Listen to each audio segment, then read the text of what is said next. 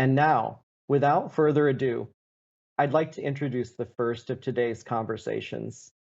I'm deeply honored to introduce our distinguished keynote speaker, Chike Agu, Chief Innovation Officer at the U.S. Department of Labor. Mr. Agu was sworn into this position on January 20th, 2021. He is responsible for the U.S. Department of Labor's efforts to use innovative technologies, partnerships, and practices to accelerate the department's mission of ensuring that every American is included and respected in the future of work. Welcome, Chike. Good morning, Bill, and just thank you so much for that generous introduction. Let me start off where I should always start off with some thanks. First of all, let me thank Dr. Shiri Aisin-Kott, Associate Professor at the Jacobs Technion Cornell Institute at Cornell Tech, for inviting me here to speak today. As a co-founder of XR Access, we really appreciate your effort and the entire efforts of all the efforts at Cornell Tech to make this happen. We want to thank Verizon Media, and really particular thank you to Larry Goldberg, who's been the head of accessibility there, and also another co-founder. The Department of Labor deeply appreciates the work that you have put in to make this happen.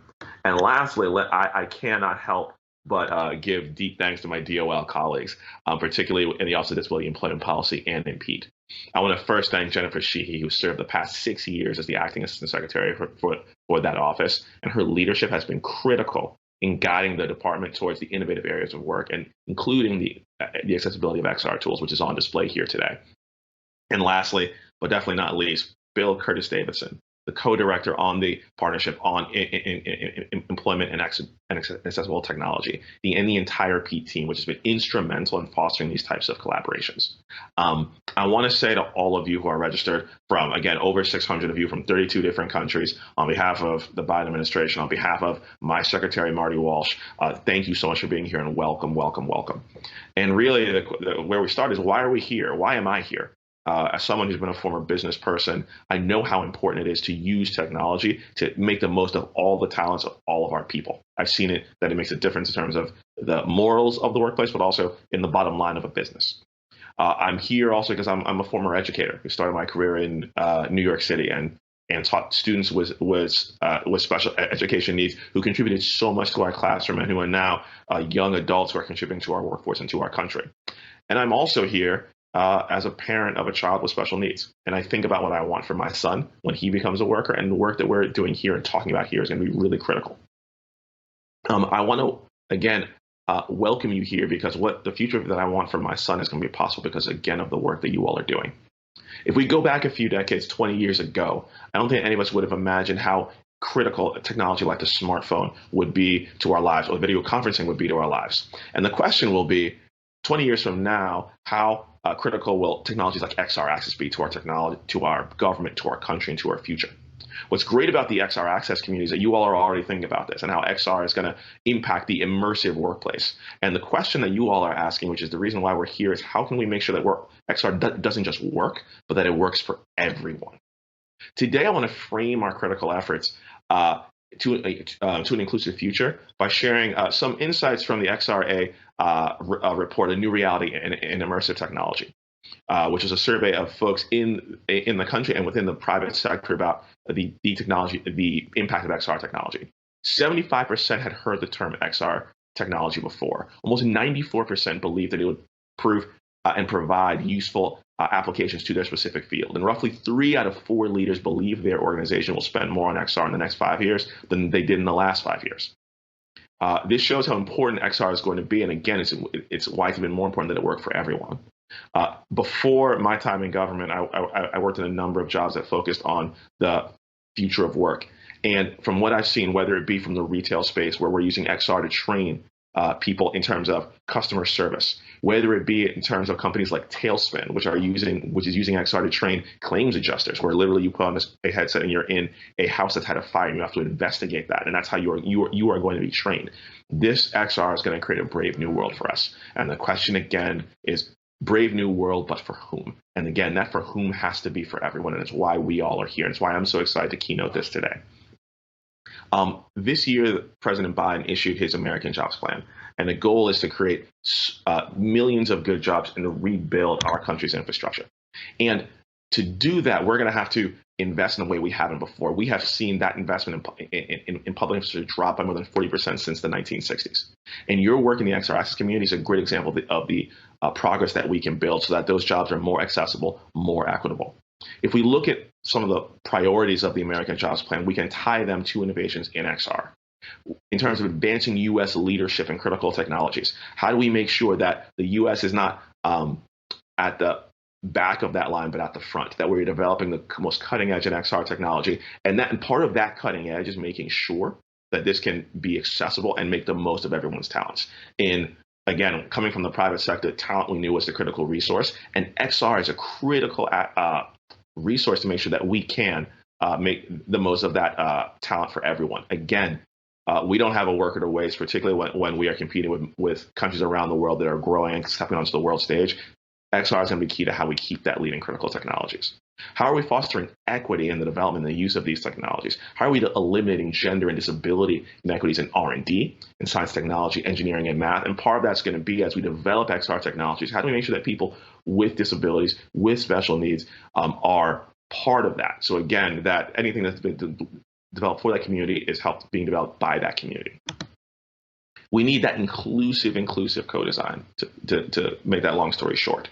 How do we train Americans for their jobs of the future? And as we think about, again, we are down relative to last year, 7.5 million jobs because of the COVID crisis. And as we think about getting Americans ready for those new jobs, XR has to be key to that, because we have to get people back to work at a record speed, record pace. Lastly, how do we think about expanded access to broadband for all Americans? And this is, again, a place where, whether it be the FCC's emergency broadband program, which came out of the American Rescue Plan, as well as new applications of XR in new fields like healthcare services, like virtual classrooms, XR is going to be critical to making the most of how we use that. So let me just talk about some of the specific progress. And again, I am in month 5 of federal service. And as I learned about the XR Access community, what astounded me is not only your charter, but what you've achieved in such a short period of time. You heard Larry Goldberg talk about it. This came from a conversation in early 2019. And again, we are at our now multiple iteration of this particular venue. And let me just run through some of the things that you all have done. Finalizing your 2020 plus strategy, forming the XR Access Research Network, and again, establishing these topical groups that are looking at specific applications of XR in specific spaces. Collaborations with platform communities with the XR Association, the XR Developer Guide, particularly the Chapter 3 on accessibility and inclusive design, and the Oculus virtual reality checks. And again, thinking about the XR community, again, in our last iteration of South by Southwest, hopefully we'll be in person next year, but looking at that talk that was given on that the future of work is accessible and accessibility in HR. Collaborations with groups like W3C, and again, talking about user research and that, so again, that XR is accessible for all. The key trait of the XR Access Initiative, which I mentioned previously, but I want to talk about it here, is nothing about us without us. Meaning, how we cannot develop technology for a community without that community, not just being at the table, but actually having a voice and a vote in how we develop that technology. And that is coming from everything to making sure that we have access to internships and education opportunities in XR, making sure that we have that those communities are at the table for academic research, inclusive design consultants, disability panels, but we want to make sure that at every step of the value chain as we create XR, that the communities that we're looking to serve, particularly the disability community, is included and at the front with a voice and a vote. And just to put this in perspective, from my time in industry, I used to be a product manager. And one of the first things you learn in product management as you're developing for a customer is that you have to talk to the customer.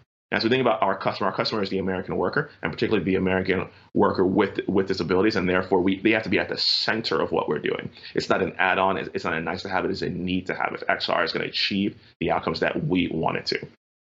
So let's think about, as we've talked about the past, let's think about the future. And so as we're looking at this future of inclusive and immersive workplaces, this is the motivation for our work at PEAT in this community here today. And I want to close today by thinking about what is the wider impact that we can have. Number one, how do we think about supporting pandemic recovery through clean energy investments that can be enabled by XR? You have heard this administration be very clear that climate change is one of the biggest threats that we face as a country and as a world, but also one of our greatest opportunities. And so we at the Department of Labor are thinking about how do we support reskilling to build the workforce that's going to build the green future. There are times that I have said to get the green economy that we need, we have the ability to create the economy that we want. And we know that for the economy that we want, we have to be investing in the workers who are going to make that happen because they are the ultimate human infrastructure. So as we think about the day one proposal to train 50,000 solar energy installers over the next 4 years by using XR training programs, there's so many scenarios that we can think of. Everything from how do we use virtual reality-based simulations of safety protocols in dangerous environments? How can we think about mixed reality on-site instructions for the use of new equipment, particularly in clean energy, but also other emerging technology fields? How do we have remote assistance by co-presence and communication and collaboration to support mentoring in multi-generational workforces? And as described in Pete's presentation on inclusive design of social AR, how do we use XR in ways that we can't even think of to create new challenges and new applications that will allow this workforce, and a workforce at times that has been not included, to be part of the next phase of the clean energy and, frankly, emerging technology revolution. Next, how do we think about leveraging the push between digitization and the expansion of telework capacities? And again, all of us have lived this over the last year. All of us that did teleworking, but I don't think anyone really did teleworking as we've seen it in the last year until now. And we really had to think about telework not simply as a nice to have, but a need to have, and something that all of us have to think about as we lead teams and as are part of teams. Since the outset of COVID-19, digitization has accelerated so rapidly. And what's occurred in 8 months, frankly, if left to the normal flow of the world, would probably have taken, according to McKinsey and Company, 3 to 7 years.